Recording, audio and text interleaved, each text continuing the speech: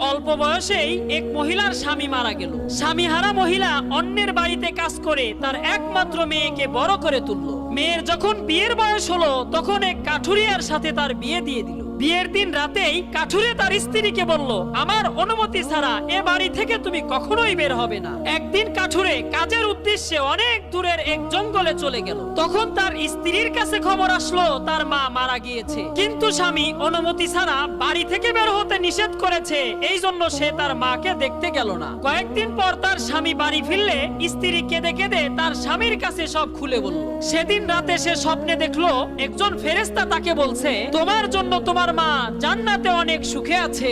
সেদিন যদি তুমি স্বামীর কথা অমান্য করে তোমার মাকে দেখতে যেতে, তাহলে তোমার মাকে সেই পাপের ভাগীদার হতে হতো। বন্ধুরা, আল্লাহ ছাড়া যদি কাউকে সেজদা করা যেত, তাহলে সেই স্থান স্বামীরাই পেত। এই জন্য স্বামীর অবাধ্যতা